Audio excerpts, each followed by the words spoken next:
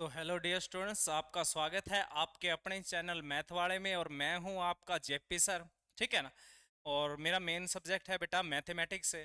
तो आज आप क्लास 10 से स्टार्ट करते हैं और एग्जाम तक मेरी गारंटी है कि मैं आपको एक एक क्वेश्चन पूरे डिटेल में करवा दूंगा। ठीक है। तो आज आप स्टार्ट करते हैं बेटा पहले चैप्टर। ठीक है ना, जिसका नाम है रियल नंबर। आज आप उसके बारे में थोड़ा इंट्रोड्यूस करते हैं। ठीक है। तो बेटा आप कहोगे कि सर रियल नंबर क्या होता है, तो रियल नंबर क्या होता है सुनना।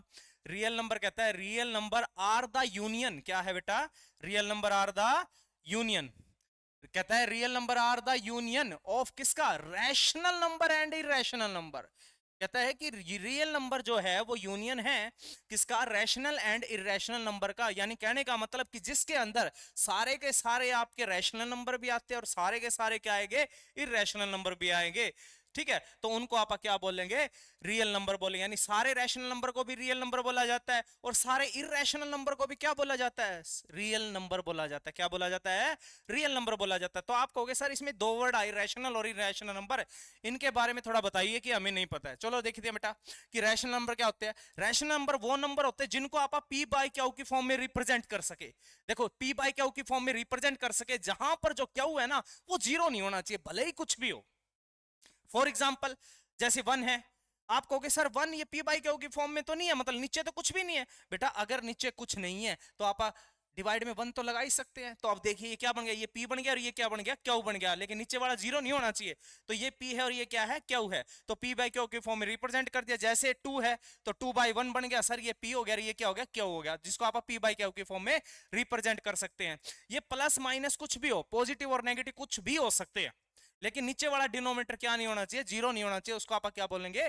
क्या बोलेंगे? बोलना रैशनल नंबर बोलेंगे। तो रैशनल नंबर में एक कंडीशन और होती है, कहता है कि रैशनल नंबर जैसे आपने ये, जैसे मान लो आपने क्या लिखा? थ्री बाई में सर टू लिखा, तो ये पी बाई क्यू की फॉर्म में? हाँ सर है, बिल्कुल। तो जो थ्री बाई टू है पी बाई क्यू की फॉर्म में लिखा है आपने, जब आप इसको डिवाइड करते हो तो डिवाइड करने के बाद जो आपके पास फाइनल रिजल्ट आया है, क्या मैं इसको ऐसा बोल सकता हूं कि सर 1.5 आ गया? अगर ये 1.5 आया है तो ये पूरी की पूरी डिवाइड यहां पे रुक चुकी है, तो इसको आप बोलते हैं टर्मिनेट हो चुका है, ये शांत प्रवृत्ति का है।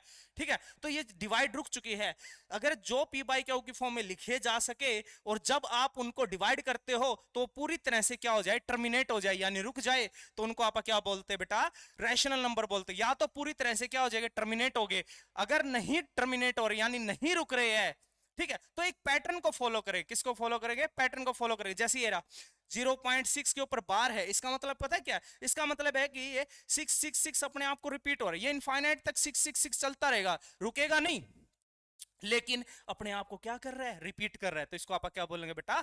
क्या बोलेंगे? बोलना रैशनल नंबर बोलेंगे। ऐसे टू यानी 0.28 के ऊपर बार है, तो 8 के ऊपर बार का मतलब है कि ये इनफाइनाइट तक 8 चलता रहेगा। तो इसको आप क्या बोलेंगे? बोलना देखो रुक नहीं रहा है लेकिन चल रहा है, तो अपने आप को एक फॉलो, पैटर्न को फॉलो कर रहा है, सेम डिजिट चलता रहेगा। ठीक है। तो उसको आप क्या बोलेंगे? बोलना बेटा रैशनल नंबर बोलेंगे। जो पी बाई क्यू की फॉर्म में लिखे जा सके, जहां पर क्यू क्या हो? जीरो नहीं होना चाहिए, कुछ भी हो, प्लस माइनस कुछ भी हो सकता है। ठीक है। और या तो जब आप उनको डिवाइड करते हो या तो वो रुक जाए, अगर नहीं रुक रहे हैं यानी नहीं टर्मिनेट हो रहे हैं तो वो एक पैटर्न को फॉलो करेंगे। किसको फॉलो करेंगे बेटा? एक पैटर्न को फॉलो करेंगे। ठीक है ना। फॉर एग्जाम्पल जैसे ये रहा तो आप कहोगे सर 0.6 के ऊपर बार है, इसका मतलब क्या है? ये 6666 कहां तक जाएगा? इनफाइनाइट तक जाएगा सर, रुक नहीं रहा है लेकिन एक पैटर्न को क्या कर रहा है? फॉलो कर रहा है। तो उसको आप क्या बोलेंगे? बोलना रैशनल नंबर बोलेंगे। जैसे सिमिलरली ये हो गया बेटा। अब आता है आपके पास कि सर इरेशनल नंबर क्या होता है? इरेशनल नंबर जो पी बाई क्यू के फॉर्म में जिनको नहीं लिखा जा सकता है। क्लियर है? जैसे फॉर एग्जांपल √2 है, 1.4144 चलता रहेगा ऐसे। सर वो रैशनल नंबर में भी तो चल रहे थे ऐसे, लेकिन वो चल रहे थे तो अपने आप को क्या कर रहे थे? एक पैटर्न के अंदर फॉलो कर रहे थे, यानी एक सेम पैटर्न चल रहा था। ये ना तो रुकेंगे, देखना, ये ना तो रुकेंगे और ना ही क्या? रिपीट करेंगे अपने आप को। ना तो रुकेंगे और ना ही क्या करेंगे? रिपीट करेंगे। तो इनको आप क्या बोलते हैं? इरेशनल नंबर बोलते हैं, जो पी बाई क्यू की फॉर्म में नहीं लिखे जा सकते और जब आप इनको डिवाइड करते हो तो वो ना तो रुकेंगे और ना ही अपने आप को क्या करेंगे, रिपीट करेंगे, तो उनको आप क्या बोलते हैं, इरेशनल नंबर बोलते हैं। जैसे सारी रूट वाली वैल्यू आ गई, √2 आ गई, √3 आ गई, ये ना तो रुकेगी और ना ही अपने आप को क्या करेंगे, फॉलो करेंगे एक पैटर्न में। जैसे पाई आ गया 3.14, ये चलता रहेगा चलता रहेगा, कभी कुछ आता रहेगा, मतलब एक पैटर्न नहीं बनेगा, तो उसको आप क्या बोलेंगे, इरेशनल नंबर में काउंट करेंगे। जैसे ये फॉर एग्जांपल ये हो गया, बट आपको कोई अंदाजा नहीं है क्या आ रहा है, कभी कुछ आ रहा है। जैसे उसके अंदर क्या था, 0.6 के ऊपर बार लगा दिया, उसका मतलब है कि वो 666 रिपीट हो रहा है, तो कहां तक जाएगा सर, इनफाइनाइट दे जाएगा, इसलिए मैंने उसके ऊपर क्या लगा दिया, बार लगा दिया। ठीक है, मतलब वही डिजिट रिपीट हो रहा है, रुक नहीं रहा तो, लेकिन रिपीट तो हो रहा है ना, तो उसको आप क्या बोलेंगे, रैशनल नंबर बोलेंगे। और इरेशनल नंबर में जहां पर कभी कुछ आएगा, मतलब ना तो रुकेंगे और ना ही क्या करेंगे, रिपीट करेंगे, तो उसको आप क्या बोलते हैं, इरेशनल नंबर बोलते हैं। ध्यान रहेगा भाई, तो इनको आप क्या बोलते हैं बेटा, इरेशनल नंबर बोलते हैं। अब एक क्वेश्चन आता है, सर पाई है जिसकी वैल्यू हमने पढ़ी हुई 3.14, यानी आपके जब आप क्वेश्चन करते हो तो उसकी ब्रैकेट में लिखा होता है 3.14 लिखा होता है ना, तो भाई ये वैल्यू यूज कीजिए। ठीक है, और आपको सर हम तो 22/7 भी बोलते हैं। ठीक है, तो भाई इनमें से एक्यूरेट वैल्यू कौन सी, बेटा ये एक्यूरेट वैल्यू होती है, ये आप कैलकुलेशन के लिए यूज करते हैं। ठीक है, अब आप कहोगे सर आप इसको पाई है 22/7 है, सर जब आपने यानी पी बाई क्यू की फॉर्म में, अगर ये पी बाई क्यू की फॉर्म में है ना, तो जब आप इसको डिवाइड करोगे तो आपके पास वैल्यू आएगी 3.142857। अब इसके ऊपर मैंने बार क्यों लगाया, क्योंकि यहां के बाद फिर वापस रिपीट होगी, वापस क्या आएगा 142857, फिर वापस क्या आएगा 142857, यानी रुक नहीं रही लेकिन अपने आप को क्या कर रही है, रिपीट कर रही है। और ये किसकी फॉर्म में है बेटा, किसकी फॉर्म में है, पी बाय क्यू की फॉर्म में है। तो आप इसको क्या बोलेंगे बोलना, तो 22/7 को आप क्या बोलेंगे, रैशनल नंबर बोलेंगे। क्लियर, तो इसको आप क्या बोलेंगे, रैशनल नंबर बोलेंगे 22/7 को। लेकिन आप कहोगे सर पाई की वैल्यू तो ये भी होती है। ठीक है, ये जो वैल्यू है ना, ये ऐसा नंबर है जो कभी खत्म नहीं होगा, ना ही रुकेगा और ना ही खत्म होगा, मतलब चलता रहेगा चलता रहेगा चलता रहेगा, और ना ये रिपीट भी नहीं करेगा अपने आप को, यानी कभी कुछ आएगा।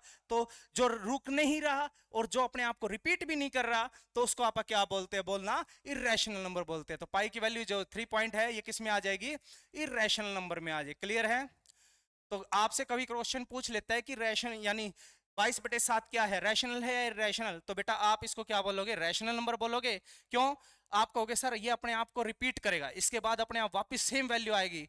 ठीक है, और ये पी बाई क्यू की फॉर्म में लिखा जा सकता है, इसको आप क्या बोलेंगे बोलना, तो आप कहोगे सर इसको रैशनल नंबर बोलेंगे। क्लियर है भाई, तो अब दोबारा आना बेटा, स्टेटमेंट क्या थी इसकी रियल नंबर की, तो रियल नंबर कहता है real number are the union of किसका, रैशनल एंड इरेशनल नंबर का। तो आपने अभी रैशनल नंबर सीखा ना सर, जो पी बाई क्यू की फॉर्म में रिप्रेजेंट किए जा सकते हैं। क्लियर है, और जो अगर या तो टर्मिनेट हो जाएंगे, अगर टर्मिनेट नहीं हो रहे हैं ना, तो वो क्या करेंगे बेटा, एक पैटर्न को फॉलो करेंगे, यानी सेम वैल्यू चलती रहेगी, जिसके ऊपर जिसको आप रिप्रेजेंट करने के लिए क्या लगा देते हैं, बार लगा देते हैं। क्लियर है भाई, और इसके अंदर इरेशनल में सर जो पी बाई क्यू की फॉर्म में नहीं लिखे जा सकते, और ना तो ये रुकेंगे और ना ही अपने आप को क्या करेंगे, रिपीट करेंगे, तो इनको आप क्या बोलते हैं बच्चे, इरेशनल बोलते हैं। तो इन दोनों को, रैशनल और इरेशनल को आप क्या बोलते हैं बोलना, रियल नंबर बोलते हैं। ठीक है, फिर कहता है कि this number can be expressed A number line, यानी जो रियल नंबर है इनको आप नंबर लाइन के ऊपर दिखा सकते हैं। और ये कहता है पॉजिटिव और नेगेटिव कुछ भी हो सकता है।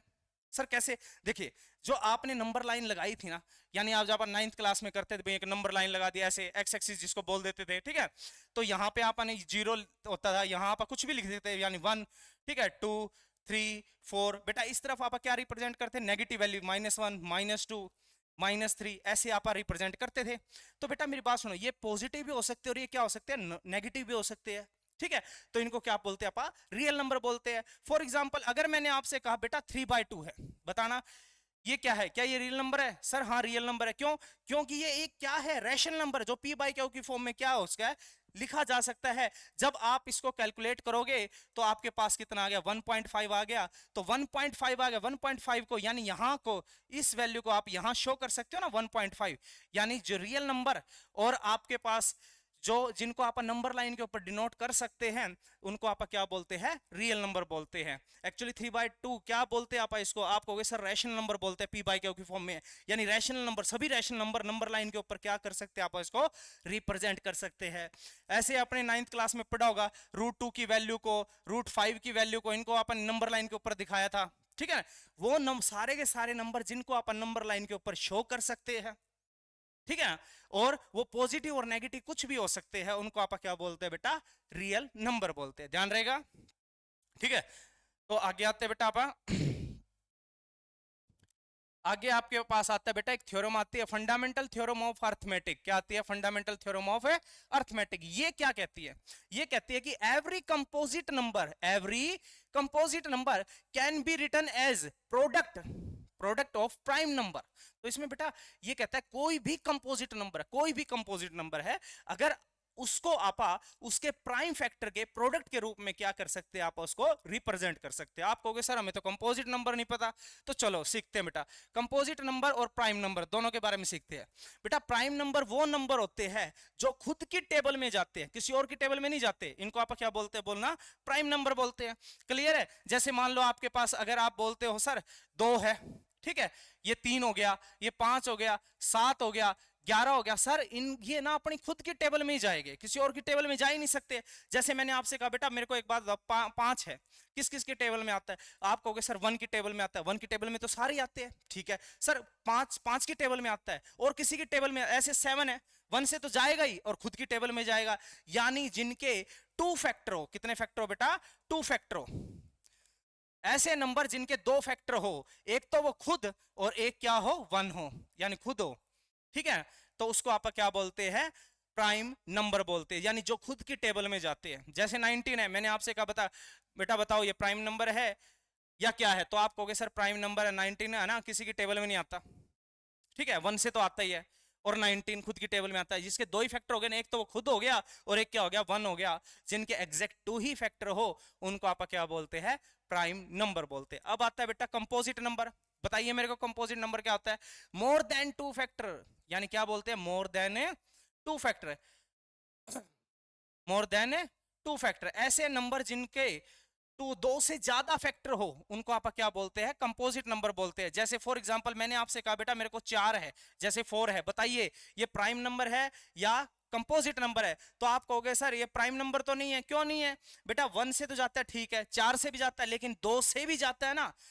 किससे जाता है? 2 से। देखो 1 से तो जाएगा ही, सर 2 की टेबल में भी आता है, सर ये 4 की टेबल में भी आता है, खुद की टेबल में भी आता है, तो देखो मोर देन कितने हो गए, मोर देन क्या हो गए, 2 फैक्टर हो गए, तो इसको आप क्या बोलेंगे, कंपोजिट नंबर बोलेंगे। क्लियर है?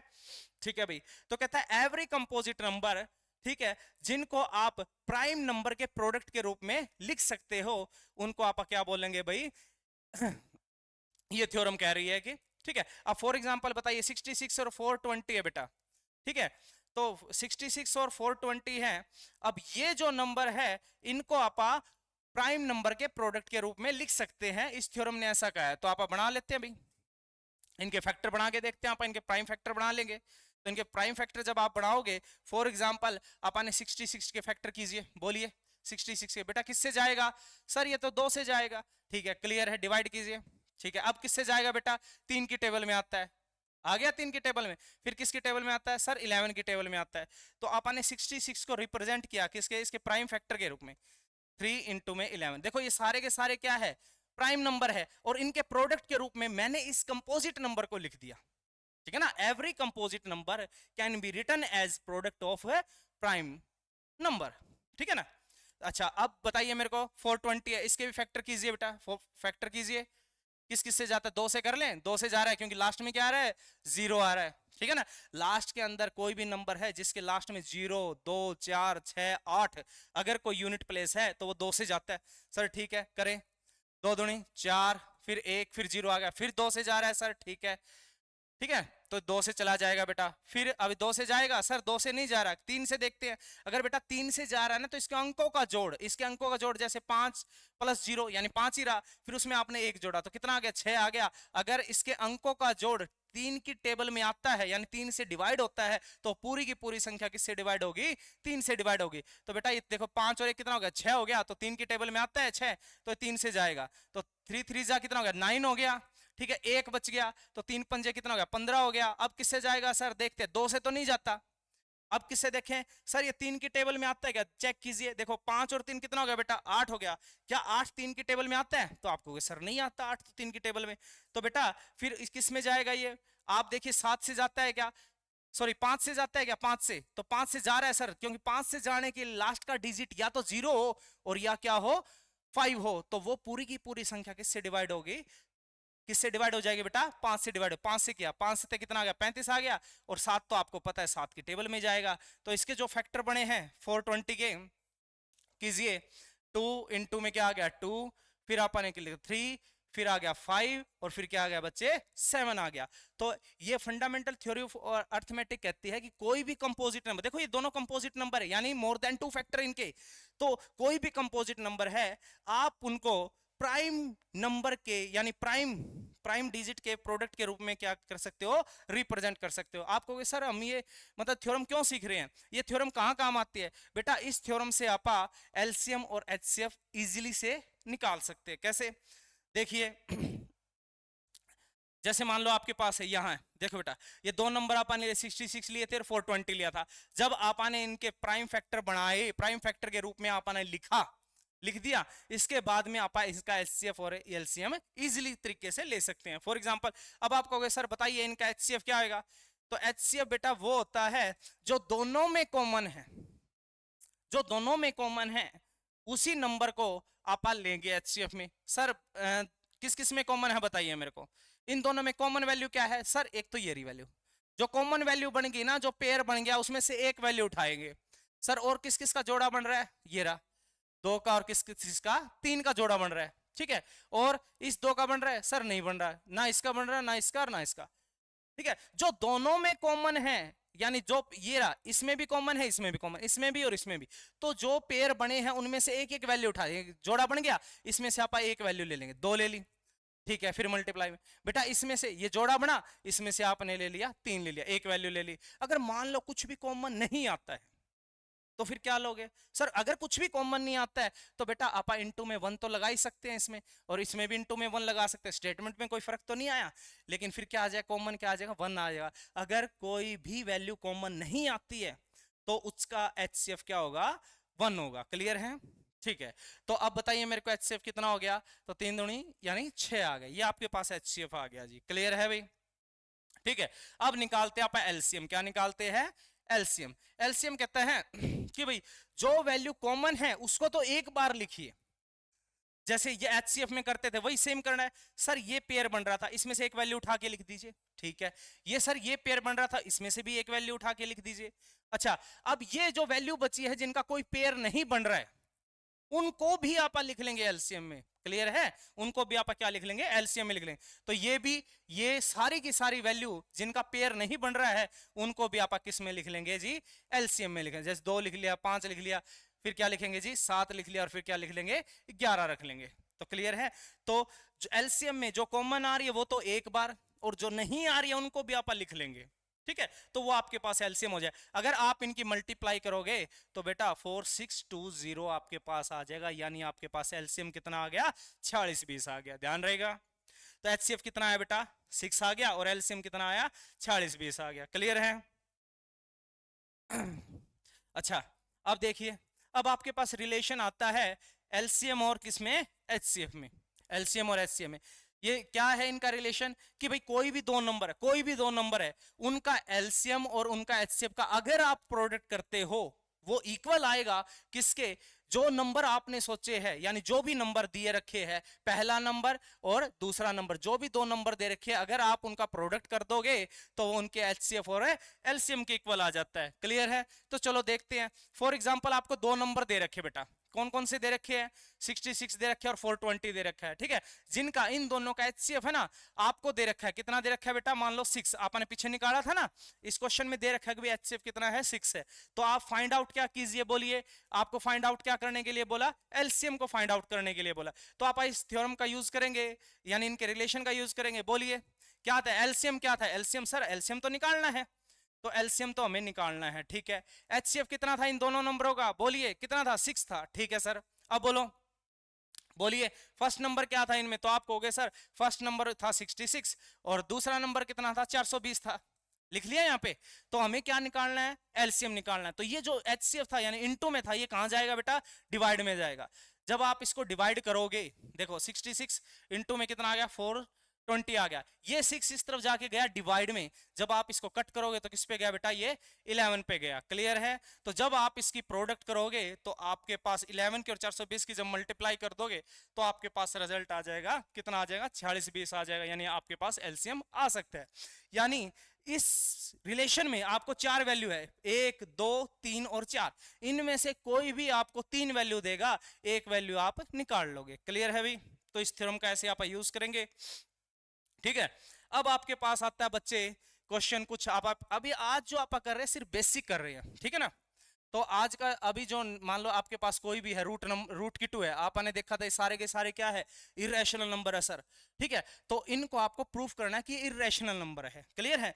लेकिन आप इसको मेथड से करेंगे, इनके अपोजिट चलेंगे। यानी इसने क्या बोला है कि आप इसको क्या प्रूफ कीजिए, इरेशनल प्रूफ कीजिए। ठीक है, लेकिन आप इसको क्या मान लेंगे, इसको रैशनल नंबर मान के चलेंगे। क्लियर है? अगर आप इसको रैशनल नंबर मान के चलेंगे और लास्ट में हम जाकर मान लो गलत प्रूफ हो जाते हैं कि यानी √2 जो अपन रैशनल नंबर माना था वो रैशनल नंबर नहीं है, तो फिर वो क्या होगा, इरेशनल नंबर हो जाए। यानी कॉन्ट्राडिक्ट मेथड से आप इसको सोल्व करेंगे। तो सबसे पहले आप इसको लेट अस अज्यूम कर लेते हैं बच्चे। इसको सबसे पहले कैसे सोल्व करेंगे, लेट अस अज्यूम, एज्यूम आपने क्या कर लिया इसको, लेट अस एज्यूम। ठीक है, द कॉन्ट्ररी,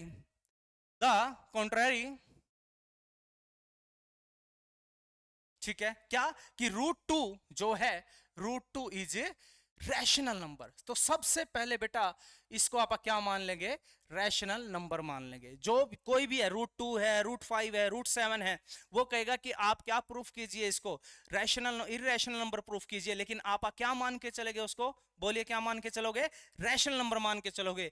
अगर ये रैशनल नंबर है तो आप कहोगे सर अगर ये रैशनल नंबर है, ठीक है, तो आप इसको a बाई बी की यानी p बाई क्यू की फॉर्म में लिख सकते हैं।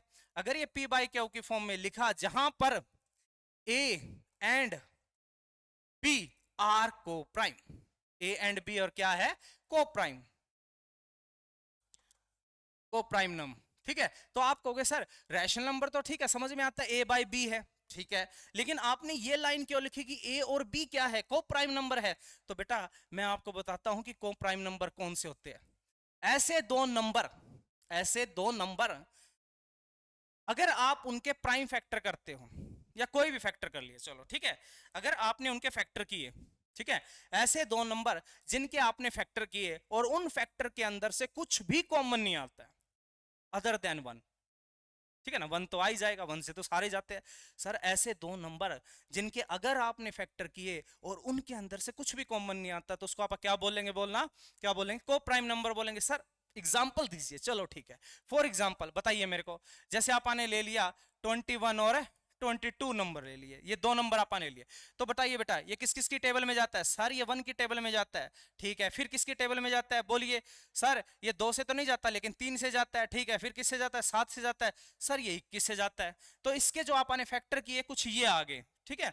अब बताइए 22 के फैक्टर कीजिए बच्चा, 22 किस किस की टेबल में जाता है, सर 1 की टेबल में जाता है, ठीक है, सर ये 2 की टेबल में भी जाता है, और किसकी टेबल में जाता है, सर 11 की टेबल में जाता है, 22 अपनी खुद की टेबल में जाता है ना, ठीक है। अगर मैं आपसे ये पूछूं कि ये 21 और 22 क्या ये कंपोजिट नंबर है, तो आप कहोगे सर हाँ बिल्कुल कंपोजिट नंबर है। क्यों है, क्योंकि इनके क्या है, मोर देन क्या है, 2 फैक्टर है, तो ये कंपोजिट नंबर थे। लेकिन अभी हमारा टॉपिक क्या है कि को प्राइम क्या होते हैं। को प्राइम नंबर वो नंबर होते हैं अगर आप जिनके फैक्टर करते हो, यानी किस किस की टेबल में जाता है, फैक्टर का मतलब इस इसकी टेबल में जाता है। तो अगर आपने इनके फैक्टर किए और इनके अंदर से सिर्फ 1 को छोड़कर कुछ भी कॉमन नहीं होगा, देखो क्या कॉमन है, कुछ भी कॉमन नहीं है, सर सिर्फ 1 कॉमन आ रहा, देखिए ऐसे दो नंबर जिनके अगर आपने फैक्टर किए तो उन फैक्टर में सिर्फ 1 को छोड़कर कुछ भी कॉमन नहीं आएगा। कहने का मतलब कोई ऐसी टेबल होगी नहीं जो दोनों को डिवाइड कर सके, तो आप ऐसा कह सकते हैं, ठीक है। आप इसको ऐसा, इसको प्राइम को यानी जो मैंने आपको बताया कि दो नंबर ऐसे अगर जिनके आप फैक्टर करते हो तो कोई भी नंबर कॉमन नहीं आएगा सिर्फ 1 को छोड़ के। क्लियर है? तो उनको आप क्या बोलते हैं, को प्राइम नंबर बोलते हैं, ठीक है। चलो भाई, तो को प्राइम हो गया आपका। अब देखिए इसने बोला है कि सर अगर रूट टू को क्या मानना था, इरेशनल प्रूफ करना था, हमने क्या यूज कर लिया बेटा, क्या कॉन्ट्राडिक्ट मेथड यूज किया है, इसके अपोजिट अपने को चलना है। तो रूट टू को अपन क्या मान लिया, रैशनल नंबर मान लिया। अगर ये रैशनल नंबर मान लिया तो इसको आप क्या लिख सकते हैं, ए बाई बी लिख सकते हैं, जहां पर ए और बी को प्राइम है, यानी ये दोनों किसी सेम टेबल से नहीं कटेंगे। ठीक है, चलो ठीक है।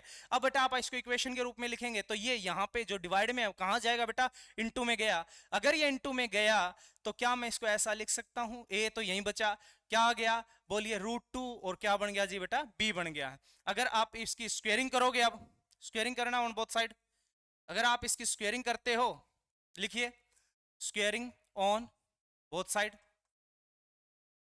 ठीक है, तो स्क्वेयरिंग करने पर क्या होगा बेटा, ए स्क्वेयर।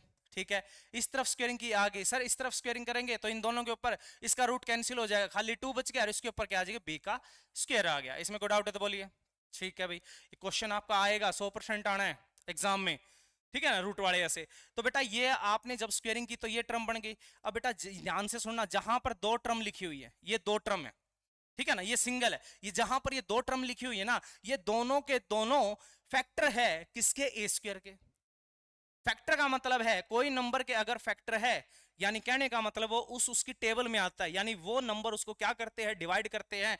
तो क्या मैं ऐसे बोल सकता हूं कि ए स्क्वायर के यहां दो टर्म लिखी हुई है, ठीक है, तो ये दोनों क्या है, फैक्टर है किसके, ए स्क्वायर के। अगर ये दोनों के दोनों फैक्टर है ए स्क्वायर के, तो दो भी ए स्क्वायर को डिवाइड करेगा और बी स्क्वायर भी किसको डिवाइड करेगा, ए स्क्वायर को डिवाइड करेगा। तो क्या मैं ऐसा लिख सकता हूं कि A square is divisible by two, two से भी डिवाइड होगा और किससे भी डिवाइड होगा, बी स्क्वायर भी, आप टू ले लेते हैं। ठीक है, तो आप ये बोल सकते हैं A square is divisible by, divisible by किससे बेटा, किससे डिवाइड हो रहा है बोलिए, टू से डिवाइड हो रहा है।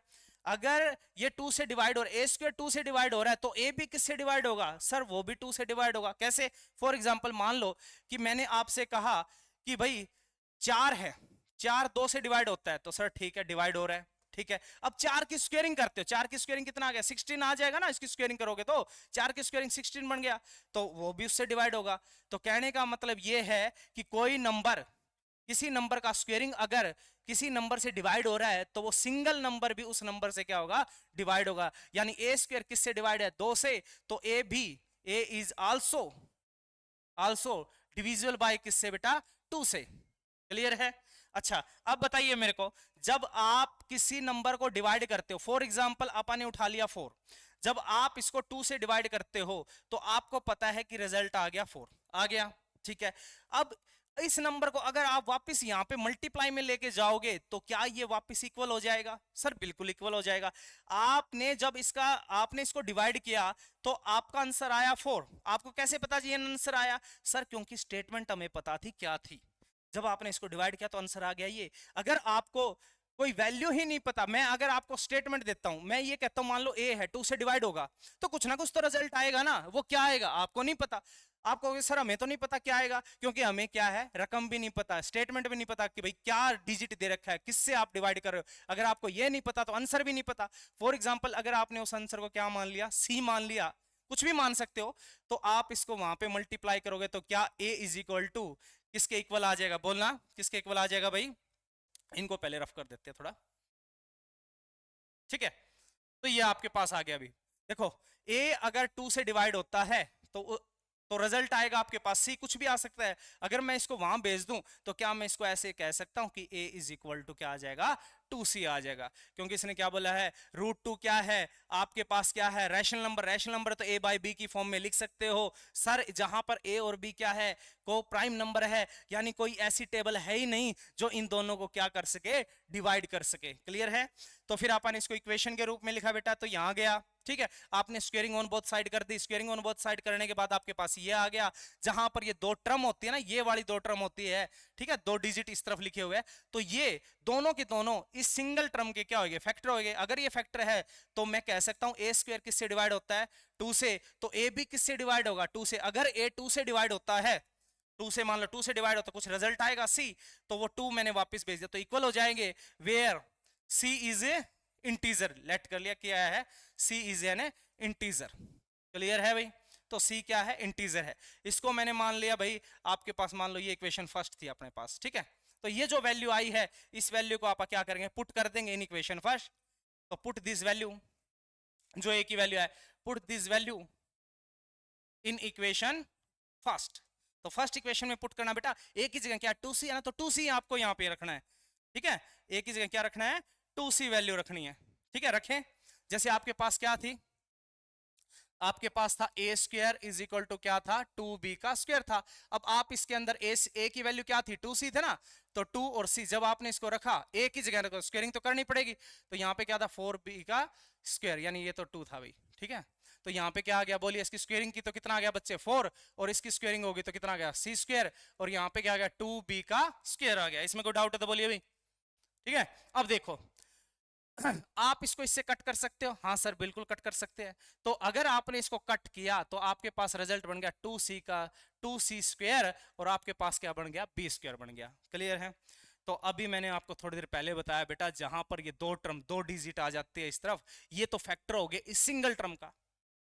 अगर इस सिंगल टर्म का फैक्टर है तो क्या मैं ऐसे कह सकता हूं कि b स्क्वायर 2 से भी डिवाइड होता है, b स्क्वायर सर c से भी डिवाइड होता है। आप कोई भी मान सकते, एक ले लेते, मान लो 2 वाला ले लेते, तो क्या मैं इसको ऐसे लिख सकता हूं, ये इक्वेशन मान लो सेकंड मान ली मैंने, तो क्या हम इसको ऐसा लिख सकते हैं कि भाई b square is divisible by किससे, 2 से, b स्क्वायर इज डिविजिबल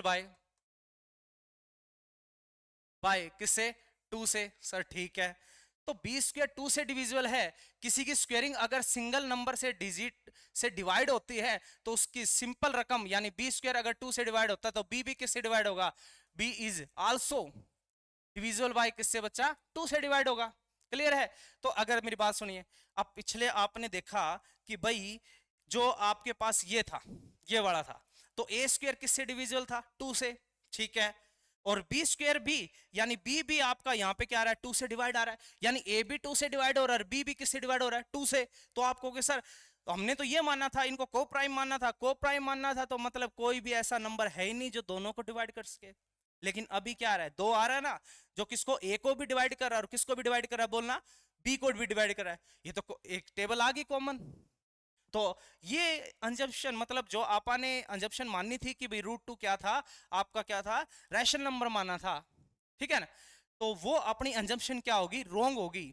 यानी आपा तो ये मान के चले से कि a और b जो क्या है, प्राइम नंबर है, सॉरी को प्राइम नंबर है, लेकिन यहां पर तो इन दोनों को एक एक ऐसा नंबर है जो दोनों को क्या कर रहा है, डिवाइड कर रहा है, a को और b को भी, तो आवर अंजम्पशन क्या होगी, रॉन्ग होगी। अगर आवर अंजम्पशन रॉन्ग होगी तो आप ये बोल सकते हैं कि भाई √2 क्या है, एक क्या है, इरेशनल नंबर है, याद रहेगा।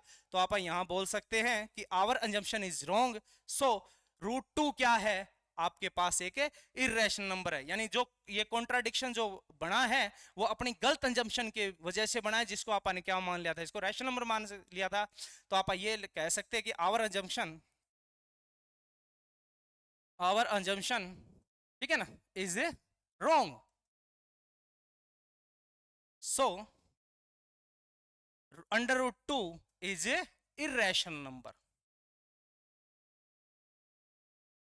आप इसको ऐसा लिख सकते हैं कि भाई अपनी अंजम्पशन क्या होगी, गलत प्रूफ होगी, जो आपने क्या मानना था, इसको रैशनल मानना था, तो ये क्या हो गया, इरेशनल प्रूफ हो गया।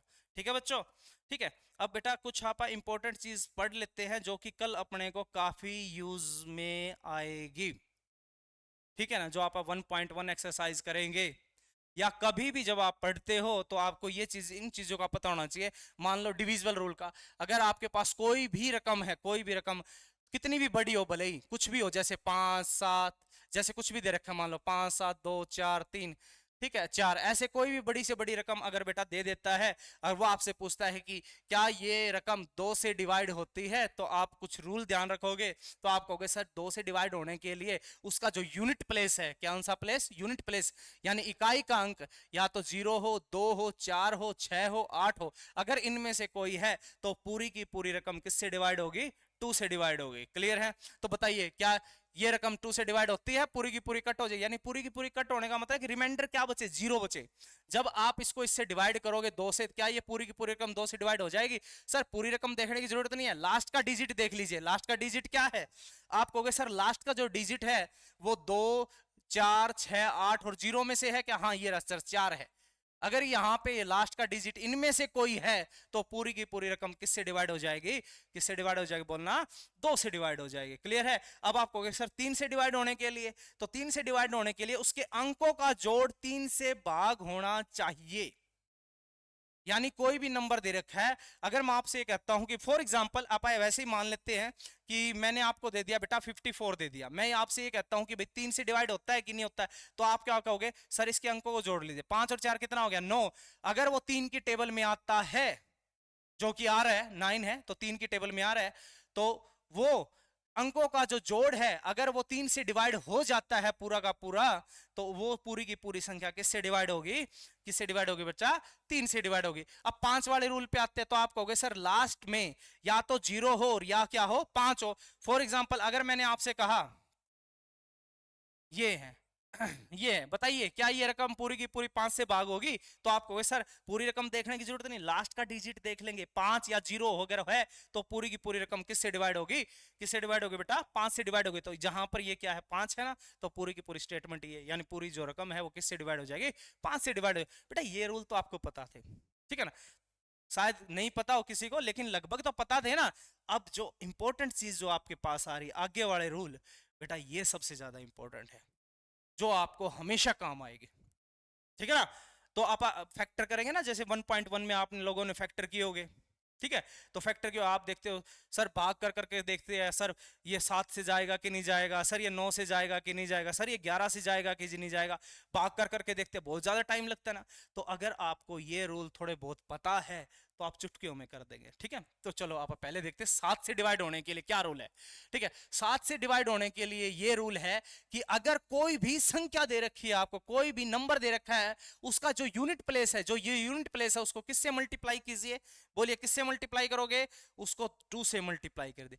इसमें यूनिट प्लेस कौन सा है, सर ये 5 है, फॉर एग्जांपल कितना है यूनिट प्लेस 5 है, तो इसको किससे मल्टीप्लाई करोगे बेटा, 2 से मल्टीप्लाई करो, हमेशा ये रूल चलना है, 2 से मल्टीप्लाई करो, तो रिजल्ट कितना आ गया बेटा, 10 आ गया। जो ये रिजल्ट है 2 से गुणा कर दो, और जो शेष संख्या बची यूनिट प्लेस को छोड़ के, यूनिट प्लेस को छोड़ के क्या बची, ये शेष संख्या बची 31 बची, ठीक है, उसके अंदर से यूनिट प्लेस का 2 टाइम्स जो रिजल्ट आया है उसको क्या कर दोगे, बोलो शेष संख्या में से क्या कर दोगे, माइनस कर दोगे। तो आप इसमें से माइनस कीजिए, यानी कितना आ गया, 10 आया था। अब आप इसको अगर माइनस करते हो तो रिजल्ट आपके पास कितना आ जाएगा बेटा, 21 आ जाएगा। तो अगर ये संख्या 7 से डिवाइड होती है तो ये पूरी की पूरी संख्या भी किससे डिवाइड होगी, 7 से डिवाइड होगी। देखिए, ठीक है, एक बार दोबारा रिपीट कर देता हूं बेटा, कोई भी नंबर है जैसे 315 है, सर ये 7 से डिवाइड होता है कि नहीं होता, तो लास्ट का डिजिट पकड़ लो, उसको 2 से गुणा कर दो, जो रिजल्ट आ गया उस रिजल्ट को, जो बची हुई संख्या बच गई, कितनी बच गई, शेष संख्या कितनी बच गई, 31 बच गई, उसमें से क्या कर दो, इसको क्या कर दो, माइनस कर दो, इसको 31 माइनस में क्या कर दिया, 10 कर दिया, तो रिजल्ट आ गया आपके पास 21। देखिए 7 की टेबल में आता है कि नहीं आता, तो आप कहोगे सर 7 की टेबल में आता है, तो ये पूरी की पूरी रकम किससे डिवाइड हो जाएगी बेटा, 7 से डिवाइड हो जाएगी। क्लियर है? अब आगे आते हैं बेटा आप रूल पे, ऐसे 11 वाला, 11 वाला रूल क्या है, 11 वाला रूल ये, आज आप जो डिविजिबल देख रहे हैं ना, कौन सी रकम किस किस से डिवाइड होती है, तो आज आप सिर्फ प्राइम नंबर से जो डिविजिबल होने वाले है संख्या उनको देख रहे हैं, यानी प्राइम नंबर का रूल आप पढ़ रहे हैं, ठीक है। तो 11 से डिविजिबल रूल देखिए, तो अगर कोई संख्या जैसे 121 है, 143 है, अगर ये 11 से डिवाइड होते हैं तो क्या रूल है, कहते हैं सर जो यूनिट प्लेस उसको 1 से गुणा कर दीजिए। सर अगर 1 से गुणा करेंगे आप, जैसे 121 है, ये रहा 121 है बेटा, इसको यूनिट प्लेस को अगर 1 से गुणा करेगा, यूनिट प्लेस को, यूनिट प्लेस क्या था, 1 था ना, अगर इसको 1 से गुणा करेगा तो वही नंबर आएगा कि नहीं आएगा। तो क्या आप ऐसा कह सकते हैं कि यूनिट प्लेस को 1 से गुणा कीजिए, जो रिजल्ट आ गया उस रिजल्ट को शेष संख्या, यानी जैसे क्या बची है, 12 बची है, उसके अंदर से क्या कर दो, माइनस कर दो, तो आपके पास जो नंबर बनता है, अगर वो 11 से डिविजिबल है तो पूरी की पूरी रकम किससे डिवाइड होगी, 11 से डिवाइड होगी। तो क्या मैं इसको ऐसा कह सकता हूं कि लास्ट का डिजिट ही तो आगे वाली शेष संख्या में से माइनस करना, क्योंकि 1 से करोगे तो वापस वही बढ़ना है। अब जैसे 143 है, 144 है, सर ये 11 से डिवाइड होता है कि नहीं होता, देखिए लास्ट का यूनिट प्लेस क्या है, 3 है ना, इसको वापस इसमें शेष संख्या में से माइनस कर दो, यानी 14 माइनस में क्या कर दोगे आप, इसको माइनस कर दो, तो 14 माइनस 3 तो कितना आ गया, आप कहोगे सर 11 आ गया। 11 क्या 11 से, यानी 11 से कट होता है, तो आप कहोगे सर 11 से कट होता है। तो 11 का रूल, अगर लास्ट का जो यूनिट प्लेस है उसको शेष संख्या में से माइनस कर दो, अगर वो शेष संख्या माइनस करने के बाद 11 से डिवाइड होती है तो पूरी की पूरी संख्या किससे डिवाइड होगी, बोलना 11 से डिवाइड हो जाएगी। क्लियर है भाई? अच्छा, अब आते हैं बेटा 13 वाले रूल पर। तो 13 वाला रूल क्या कहता है, देखिए यूनिट प्लेस को किससे मल्टीप्लाई कीजिए, बोलो किससे मल्टीप्लाई करोगे बेटा? 4 से मल्टीप्लाई करना है। किससे मल्टीप्लाई करना है? 4 से मल्टीप्लाई करना है। तो यूनिट प्लेस कौन है सर? ये रहा यूनिट प्लेस 3 है। इसको किससे मल्टीप्लाई करना है? 4 से मल्टीप्लाई करना है। तो कितना आ गया? 12 आ गया। और वो अब की बार क्या करना है? शेष संख्या में जोड़ना है। क्या करो, इसको जोड़ोगे तो शेष संख्या कौन सी बच गई भाई? ये बच गई, ये शेष संख्या। तो 183 प्लस में क्या कर दोगे? 12 कर दोगे। ठीक है, जोड़ो, 3 और 2 5, 8 और 1 कितना आ गया? 9 आ गया और 1 आ गया। ये देखिए तीन की टेबल, अगर ये 3 की टेबल में कट, सॉरी 13 की टेबल में अगर ये कट होता है तो पूरी की पूरी रकम किससे डिविजिबल होगी? 13 से होगी। सर मेरे को तो ये भी नहीं पता, मान लो आप कहोगे सर हमें तो ये भी नहीं पता कि ये 13 से डिवाइड होता है कि नहीं होता। फिर दोबारा से वही रूल लगा दो। क्या करोगे? लास्ट वाले डिजिट को किससे मल्टीप्लाई करोगे? बोलो किससे मल्टीप्लाई करोगे? 4 से। सर अगर मैं इसको 4 से मल्टीप्लाई करता हूं तो मेरे पास आ गया, कितना आ गया? 20 आ गया। और शेष संख्या में, शेष संख्या में कौन सी है शेष संख्या? 19 है। 19 है ना, उसके अंदर क्या कर दोगे? जोड़ दोगे। ये 19 जोड़ दो तो 9 आ गया और आ गया जी 3 आ गया। तो आपको इतना तो पता है ना कि 13 की टेबल में आता है 39 आता है ना, 13 3 जा 39 आता है। क्लियर है? तो ये पूरी की पूरी संख्या किससे डिवाइड होगी? 13 से होगी। अब देखना 17 वाला रूल। 17 वाला रूल क्या है? नेक्स्ट एक्सरसाइज में काम आएगा ये आपके। 17 वाला रूल कहता है शेष संख्या को आपकी बार किससे मल्टीप्लाई करना है? सर 5 से मल्टीप्लाई करेंगे। किससे मल्टीप्लाई करना है बेटा? 5 से मल्टीप्लाई करना है। 2 था, लास्ट का डिजिट क्या था? 2 था, उसको 5 से मल्टीप्लाई कर दीजिए। कितना आ गया बच्चे? कितना आ गया? 10 आ गया। शेष संख्या में से इसको माइनस कर दीजिए। क्या कर दो? माइनस। तो शेष संख्या क्या थी आपके पास? क्या थी बोलना? 384 थी। उसके अंदर से क्या माइनस कर दोगे? 10 माइनस कर दोगे तो 4, यहाँ पे आ गया 7 और ये क्या था आपके पास? 3 था।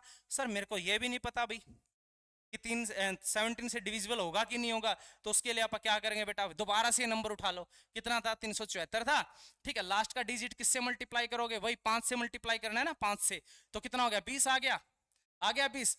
जो रिमेनिंग संख्या है आपके पास कितनी? 37 थी। उसके अंदर से क्या कर दो? माइनस कर दो। तो आप अगर इसकी बार माइनस करोगे, ये माइनस करोगे तो आपके पास कितना आ गया? 17 आ गया। क्या ये संख्या 17 से डिवाइड होती है? तो आपको सर बिल्कुल 17 से डिवाइड होती है। तो ये पूरी की पूरी जो रकम है वो किससे डिविजिबल होगी बेटा? 17 से डिविजिबल होगी। ठीक है ना, यहाँ पर शॉर्टकट में देख रहे हैं।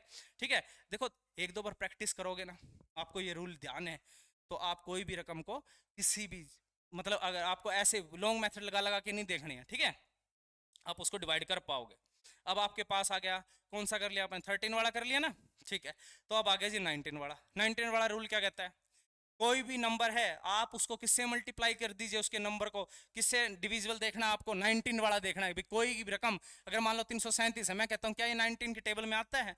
तो आपको सर नहीं पता। अगर आप इसको डिवाइड करने बैठोगे टाइम लगेगा ना। मान लो कोई थोड़ी और बड़ी रकम दे रखी है, इसको तो आप कर ही लोगे। अगर मान लो, जैसे मान लो ये दे रखा है मैंने फॉर एग्जांपल, ठीक है, तो आप किससे मल्टीप्लाई करेंगे बेटा? इसको 2 से मल्टीप्लाई। यूनिट प्लेस कितना? 7, उसको 2 से मल्टीप्लाई कर दीजिए। कितना आ गया? 14 आ गया। अब ये जो 14 आया है इस रकम में क्या कर देना है? शेष रकम में, यानी जो बच गई उसके अंदर क्या करना है? ऐड करना है। बोलिए, ऐड कर दिया तो सर 7 और ये कितना आ गया? 5 आ गया। अब देखिए 19 की टेबल में आता है कि नहीं आता? ये आता है ना। तो ये आपके पास क्या हो जाएगा? 19 वाला रूल हो जाए। ऐसे आपके पास कौन सा रूल है बेटा? 23 वाला रूल है। मैं चाहता हूं कि आप इन रूल को खुद अप्लाई करोगे। 23 वाला रूल ये रहा। क्या करना है? यूनिट प्लेस को किससे मल्टीप्लाई करना है? सर 7 से मल्टीप्लाई करना है। फिर शेष संख्या, शेष संख्या कौन सी बच गई? 170 बच गया। उसके अंदर आप वापिस जोड़ दोगे तो वो पूरी की पूरी संख्या अगर 23 से डिविजिबल है, यानी जो बना है, तो ये पूरी की पूरी संख्या भी किससे डिविजिबल होगी? 23 से डिविजिबल होगी। ठीक है, अगर मान लो जो नंबर बना आपको फिर भी नहीं पता टेबल में आता है कि ना, फिर एक बार फिर रूल लगा देना, ध्यान रहेगा। ठीक है, तो आगे बेटा ये रहा, ये 29 वाला है, ये रहा 29 वाला आ गया। 31 वाला भी सेम रूल है। देखो छोटी छोटी संख्या दे रखी है मैंने, आप सिर्फ प्रैक्टिस करना है, नहीं आता मुझसे पूछ लेना। क्लियर है? तो भाई आज के लिए आप इतना ही करते हैं बच्चे। ठीक है, कल आप पहली एक्सरसाइज यानी 1.1 को पूरी कंप्लीट सोल्व करेंगे। ठीक है, तो आशा करता हूँ कि आपको कुछ समझ आया होगा। ठीक है, और मेरी गारंटी है कि मैं आपको एग्ज़ाम तक एक एक क्वेश्चन करवा दूंगा। ठीक है ना, बस आप बने रहिए। ठीक है, थैंक यू।